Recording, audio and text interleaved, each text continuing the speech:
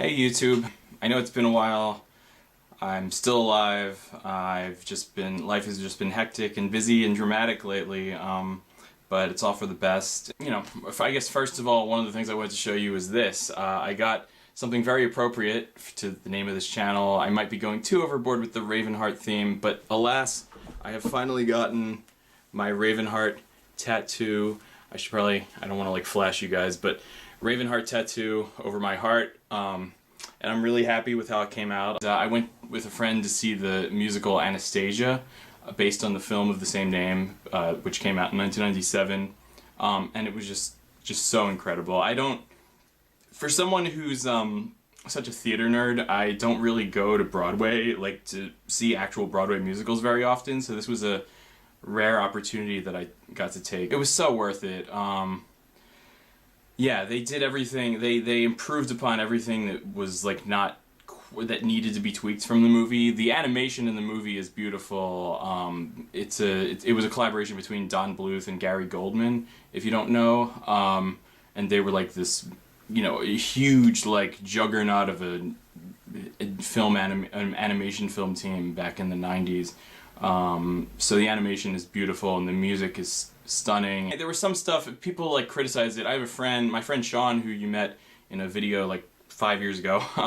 He's a huge aficionado of like the Romanov history and the Romanov family. So people like him might not like that of course, a movie about Anastasia and the conspiracy that she wasn't actually killed with the rest of her family during the execution of the Romanovs at the hands of the Russian government, and the whole conspiracy surrounding wanting to take down the monarchy and communism and all that stuff. People saw that movie, and while it is beautiful, it isn't like politically accurate. It suggests that Anastasia actually survived.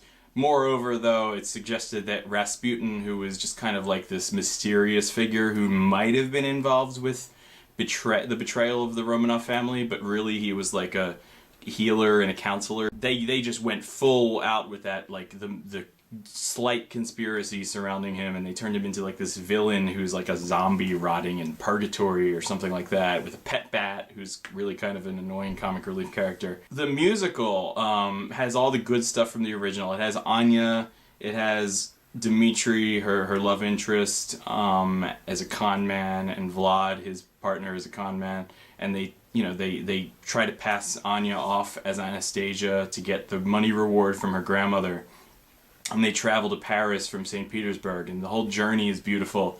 The train ride, the walk through nature and the woods, and all the palaces, the grand palaces, and the city, the lights in the city, and the bridges.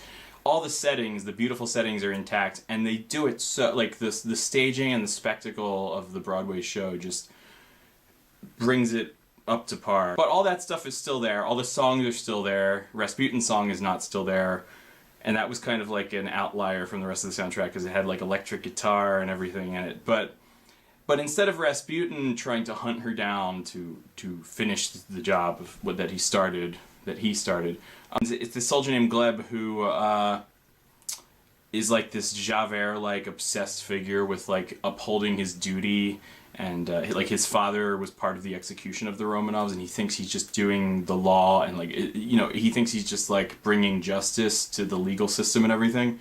So he's such a more interesting character than the Rasputin that we were presented with in the movie, who was just like this pure evil magic guy who sold his soul. And they took away all the supernatural elements in the show, which, I love fantasy stuff, as you well know, but it made it more, there was more of a connection with like the stage version, because it was more grounded in reality and more sensitive to like history. Nobody knows what happened to the real Anastasia. We can assume that she died, but we just never found her body or something like that. But it turns her into like this heroine, and it suggests that there is hope, and it has like this, it's like this alternate reality where family is brought back together, and it's beautiful. It really is. So I think that's the purpose it serves, and I just think after 20 years they just revised it and turned it into something extraordinary. I guess another film, another animated film that I saw when I was a kid that I still have on VHS, is this film called A Journey Through Fairyland.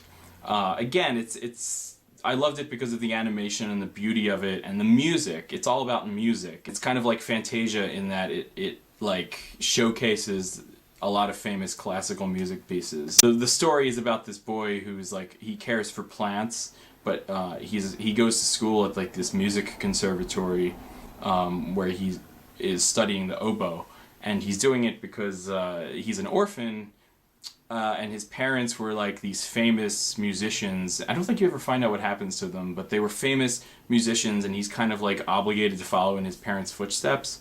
And he is a talented oboist, but he's kind of a slacker who's always late for class, and he procrastinates, and he gets distracted by taking care of the flowers and the plants in the greenhouse. It's a beautiful story, and you really sympathize with this sensitive character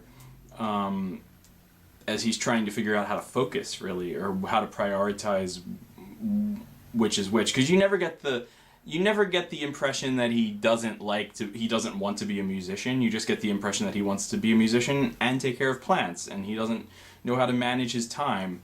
But you know, his professor sees the potential in him, and he actually kicks the kid out of the school, and so this boy like goes and flees into like the greenhouse and doesn't know what to do, and he gets whisked away to fairyland he like summons a fairy by playing his music, and this fairy, you know, this female fairy, you know, it becomes like a lover to him, and they just, you know, they go to fairyland and they dance around and to classical music basically.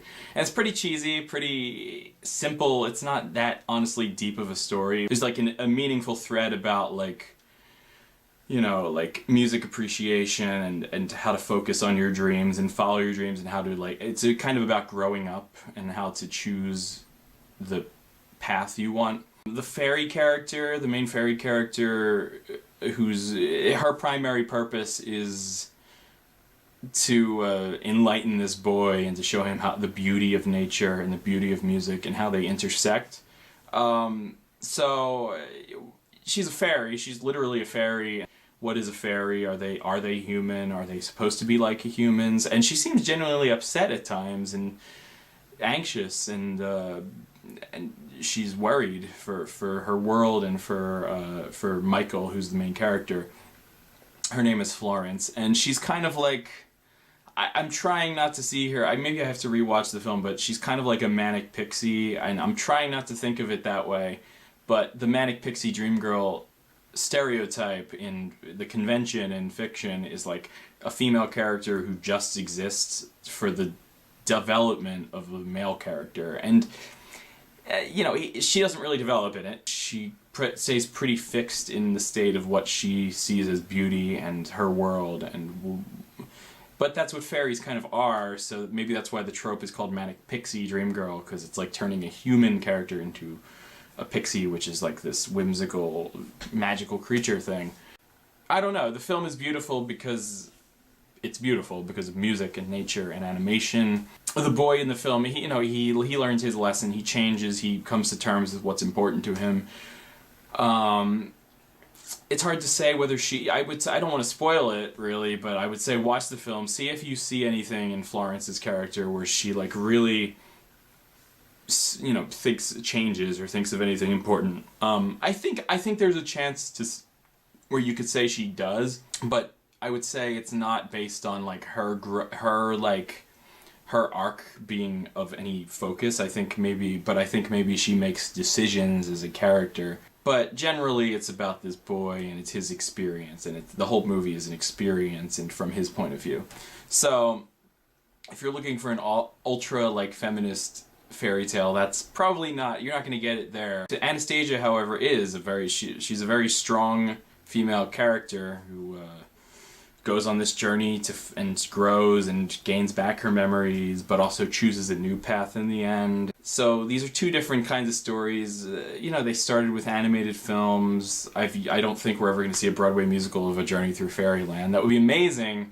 Actually, that would be more amazing to see that as like a ballet or something, because they don't sing. Actually, Florence sings one song, but I think that the musical would be more conducive to like a dance in a ballet setting. I'm not going to give away too much of that until I've written what I want to write, and then you can go back to this video or think about the things that I've mentioned as influences and be like, oh, I see that in your work. Okay, that's about it. Again, happy Thanksgiving. The holidays are upon us, so enjoy them with your family and friends, and I'm going to try to do that too.